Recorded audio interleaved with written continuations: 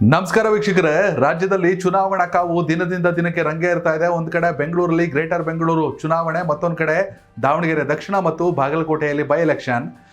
ದಾವಣಗೆರೆ ದಕ್ಷಿಣದಲ್ಲಿ ಕಾಂಗ್ರೆಸ್ ಮತ್ತು ಬಿಜೆಪಿ ಅನ್ನೋ ವಿಚಾರಕ್ಕೆ ಬಂದರೆ ಕಾಂಗ್ರೆಸ್ಗೆ ಅಷ್ಟೊಂದು ಕನ್ಫ್ಯೂಷನ್ಸ್ ಇಲ್ಲ. ಕೊಟ್ಟರೆ ಅಲ್ಪಸಂಖ್ಯಾತರಿಗೆ, ಮುಸ್ಲಿಮರಿಗೆ ಕೊಡಿ ಅಥವಾ ಶಾಮ್ನೂರ್ ಫ್ಯಾಮಿಲಿ ಕೊಡಿ, ಎರಡೇ ಆಪ್ಷನ್ನು. ಆದರೆ ಬಿಜೆಪಿಯಲ್ಲಿ ಆಪ್ಷನ್ಗಳು ಜಾಸ್ತಿ. ಪ್ರತಿಯೊಬ್ಬರು ಆಕಾಂಕ್ಷಿಗಳು, ಯಾರಿಗೆ ಟಿಕೆಟನ್ನು ಕೊಡಬೇಕು, ಯಾರಿಗೆ ಕೊಡಬಾರ್ದು, ಸಾಕಷ್ಟು ಚರ್ಚೆಗಳು ನಡೀತಾ ಇದೆ. ಬಿ ಜೆ ಪಿಯಲ್ಲಿ ಕನಿಷ್ಠ ಐದು ಜನ ಡಮ್ಮಿ ಕ್ಯಾಂಡಿಡೇಟ್ಗಳಲ್ಲ, ಸ್ಟ್ರಾಂಗ್ ಕ್ಯಾಂಡಿಡೇಟ್ಗಳು. ಯಾರಿಗೆ ಕೊಟ್ಟರು ಚುನಾವಣೆ ಮಾಡೋಕ್ಕೆ ನಾವು ರೆಡಿ. ಏನೋ ನಾಮಿನೇಷನ್ ಫೈಲ್ ಮಾಡಿಬಿಟ್ಟು ವಾಪಸ್ ತಗೊಳ್ಳೋ ಕ್ಯಾಂಡಿಡೇಟ್ಗಳಲ್ಲ, ಯಾರು ಗಿರಾಕಿಗಳು. ನಾವು ಎಲೆಕ್ಷನ್ ಮಾಡೇ ಮಾಡ್ತೀವಿ ಅನ್ನೋ ಮಟ್ಟಕ್ಕೆ ರೆಡಿಯಾಗಿದ್ದಾರೆ. ಇದು ಬಿ ಜೆ ಪಿಗೆ ಇರುವಂಥ ಅತಿ ದೊಡ್ಡ ಗೊಂದಲ. ಯಶವಂತರಾವ್ ಜಾಧವ್ 58 ವರ್ಷ. ಆ ಮನುಷ್ಯ ನಿಜಕ್ಕೂ ಕೂಡ ಸಾಕಷ್ಟು ಕಷ್ಟಪಟ್ಟು, ಯಾವುದು ಮೋದಿ ಅಲೆ ಇರಲಿಲ್ಲ, ಆವಾಗಲೇ ದಾವಣಗೆರೆಯಲ್ಲಿ ಕಮಲವನ್ನು ಅರಳಿಸೋಕೆ ಸಾಕಷ್ಟು ಪ್ರಯತ್ನವನ್ನು ಪಟ್ಟರು. ಆದರೆ ಯಾವ ಬಾರಿಯೂ ಯಶಸ್ಸನ್ನು ಕಂಡಲಿಲ್ಲ. 58 ವರ್ಷ ಈಗ ಪ್ರೆಸೆಂಟ್ ಅವರಿಗೆ. ಖಂಡಿತವಾಗಲೂ ಸೀನಿಯಾರಿಟಿಗೆ ಬೆಲೆ ಕೊಟ್ಟು ಎಲ್ಲರೂ ಒಗ್ಗಟ್ಟಾಗಿ ಚುನಾವಣೆ ಮಾಡ್ತೀವಿ ಅಂದರೆ ಯಶವಂತರಾವ್ ಜಾಧವ್ ರೆಡಿ ಅವರೇ. ಮತ್ತೊಂದು ಕಡೆ ಅಜಯ್ ಕುಮಾರ್, ಕಳೆದ ಬಾರಿಯ ಡಿಫಿಟೆಡ್ ಕ್ಯಾಂಡಿಡೇಟ್, ಕಷ್ಟಪಟ್ಟವ್ರ ಮನುಷ್ಯ ಪಕ್ಷ ಕಟ್ಟಕ್ಕೆ ಅಜಯ್ ಕುಮಾರ್ ಅವರು ದಾವಣಗೆರೆಯಲ್ಲಿ. ಹೀಗಾಗಿ ನನಗೆ ಅವಕಾಶ ಕೊಡಿ, ಮೋಸ್ಟ್ಲಿ ನಾನು ವಿಧಾನಸೌಧಕ್ಕೆ ಎಂಟ್ರಿ ಕೊಡಬೇಕು ಅನ್ನೋ ಕಾರಣಕ್ಕೆ ದೇವ್ರು ಮತ್ತೊಂದು ಅವಕಾಶ ಕೊಟ್ಟವನೇನೋ, ಬೈ ಎಲೆಕ್ಷನ್ ಬಂದೈತೆ ಅನ್ನೋ ಲೆಕ್ಕಾಚಾರದಲ್ಲಿ. ಮನುಷ್ಯ ಭಾಳ ಸಿಂಪಲ್ಲು, ಪಾಪ ಹಿಸ್ಟ್ರಿ ತೆಗೆದ್ರೆ ಆಟೋ ಓಡಿಸ್ಕೊಂಡಿದ್ರಂತೆ. ಆದರೆ ಪಕ್ಷವನ್ನು ಕಟ್ಟಿ ತಮ್ಮ ಕಾಲ ಮೇಲೆ ತಾವು ನಿಂತ್ಕೊಂಡು ತಮ್ಮದೇ ಆದ ಒಂದು ದೊಡ್ಡ ಬಳಗವನ್ನು ಕಟ್ಕೊಂಡು. ನೆನ್ನೆ ನೋಡ್ತಾ ಇದ್ದೆ, ಮುಂಬೈ ಮಹಾನಗರ ಪಾಲಿಕೆ ಚುನಾವಣೆಯಲ್ಲಿ ಬಿ ಜೆ ಪಿ ಗೆದ್ದಿರೋದನ್ನ ದಾವಣಗೆರೆಯಲ್ಲಿ ಸೆಲೆಬ್ರೇಟ್ ಮಾಡ್ತಿದ್ರು ಆ ಮನುಷ್ಯ. ಅಷ್ಟೊಂದು ಪಕ್ಷನಿಷ್ಠೆ ಬಿ ಜೆ ಪಿ ಅಂದರೆ. ಹೀಗಾಗಿ ಈ ಮನುಷ್ಯ ನಾನೂ ಚುನಾವಣೆ ಮಾಡ್ತೀನಿ ಅಂತ ನಿಂತ್ಕೊಂಡವ್ರೆ. ಇವರಿಬ್ಬರ ನಡುವೆ ಶ್ರೀನಿವಾಸ್ ದಾಸ್ ಕರಿಯಪ್ಪ, ST ರಾಜ್ಯ ಉಪಾಧ್ಯಕ್ಷರು. ನಾನು ಯಾರಿಗೆ ಕಡಿಮೆ?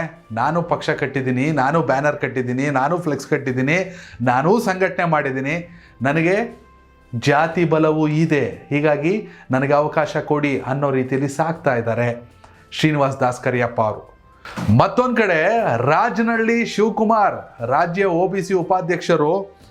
ತುಂಬ ಜನ ಕಷ್ಟಪಟ್ಟಿದ್ದೀವ್ರಿ, ನಮಗೊಂದು ಪ್ರತಿಫಲ ಬೇಕು. ದೊಡ್ಡ ಮನುಷ್ಯರು, ದಾವಣಗೆರೆ ರಾಜಕೀಯ ಅಂದರೆ ಒಂದು ತಿಳ್ಕೊಂಬಿಡಿ.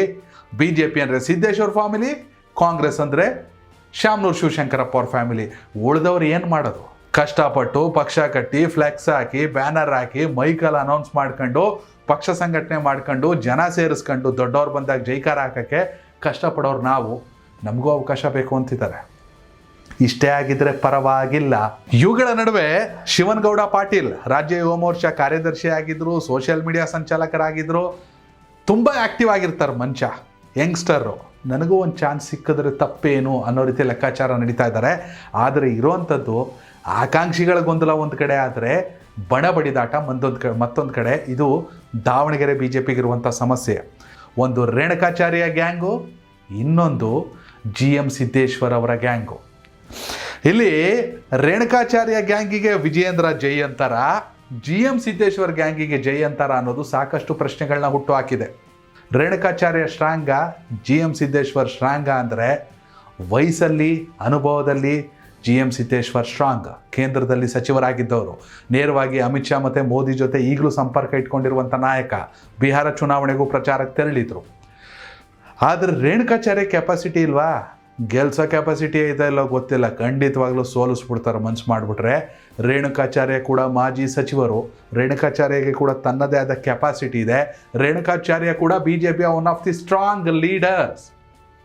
ಹೀಗಾಗಿ ಆದರೆ ಈಗ ವಿಜಯೇಂದ್ರ ಏನು ಮಾಡ್ತಾರೆ ಅನ್ನೋದು ಅತಿ ದೊಡ್ಡ ಚರ್ಚೆ. ವಿಜಯೇಂದ್ರಗೂ GM ಸಿದ್ದೇಶ್ವರ್ಗೂ ಅಷ್ಟಕ್ಕಷ್ಟೇ. GM ಸಿದ್ದೇಶ್ವರ್ ಇವಾಗ ಹೇಳ್ತಾವ್ರೆ ಪ್ರೆಸ್ ಮೀಟ್ ಮಾಡ್ಕೊಂಡು, ನಮ್ಮಲ್ಲಿ ಏನೂ ಕಚ್ಚಾಟ ಇಲ್ಲ, ನಾವೇನು ದೊಣ್ಣೆ ತಗೊಂಡು ಜಗಳಕ್ಕೆ ನಿಂತಿಲ್ಲ, ಅಥವಾ ನಾನು ಯಾರು ವಿರುದ್ಧವಾಗಿ ಹೇಳಿಕೆ ಕೊಟ್ಟಿಲ್ಲ, ನಾನು BJP ಅಂತ ಹೇಳ್ತಾವ್ರೆ. ಆದರೆ GM ಸಿದ್ದೇಶ್ವರ್ ಅವ್ರದ್ದೇ ಬೇರೆ ಗ್ಯಾಂಗು BJPಲಿ. ಇವುಗಳ ನಡುವೆ ರೇಣುಕಾಚಾರ್ಯನ ಬೆಂಬಲಿಸಬೇಕಾ ಅಥವಾ ಅವಾಯ್ಡ್ ಮಾಡಬೇಕಾ ಅನ್ನೋದು ವಿಜಯೇಂದ್ರ ಆಗಿರುವಂಥ ಮತ್ತೊಂದು ಗೊಂದಲ. ಹೀಗಾಗಿ ದಾವಣಗೆರೆ BJPಯಲ್ಲಿ ಅಜಯ್ ಕುಮಾರು, ಮಗದೊಬ್ಬರು ರೇಣುಕಾಚಾರ್ಯ ಗ್ಯಾಂಗು, ಶ್ರೀನಿವಾಸ್ ದಾಸ್ ಕರಿಯಪ್ಪ, ರಾಜನಹಳ್ಳಿ ಶಿವಕುಮಾರು, ಇವರುಗಳೆಲ್ಲ ಒಂದು ಗ್ಯಾಂಗು, GM ಸಿದ್ದೇಶ್ವರ್ ಅವ್ರ ಗ್ಯಾಂಗು. ಹೀಗಾಗಿ ಇಲ್ಲಿ ಈ ಬಾರಿ ಹೈಕಮಾಂಡ್ ಜೊತೆಗೆ ರಾಜ್ಯ BJP GM ಸಿದ್ದೇಶ್ವರ್ ಅವರ ಬಣಕ್ಕೆ ಮಣೆ ಹಾಕುತ್ತಾ ಅಥವಾ ಎಲ್ಲಕ್ಕಿಂತ ಹೆಚ್ಚಾಗಿ ಕಳೆದ ಬಾರಿ ಸೋತಿರುವಂಥ ಅಜಯ್ ಕುಮಾರ್ಗೆ ಅವಕಾಶ ಕೊಡುತ್ತಾ ಅನ್ನೋದು ಪ್ರಶ್ನೆ. ವೀಕ್ಷಕರೇ, ದಾವಣಗೆರೆ BJPಗೆ ಸೂಕ್ತ ಅಭ್ಯರ್ಥಿ ಯಾರು? ದಯವಿಟ್ಟು ದಾವಣಗೆರೆ ದಕ್ಷಿಣ ಅಥವಾ ದಾವಣಗೆರೆ ಜಿಲ್ಲೆಯ ಮತದಾರರ ಕಾಮೆಂಟ್ ಮೂಲಕ ತಿಳಿಸಿ. ಧನ್ಯವಾದಗಳು. ಕನೆಕ್ಟ್ ಕರ್ನಾಟಕ, ಇದು ನಿಮ್ಮ ನೆಟ್ವರ್ಕ್.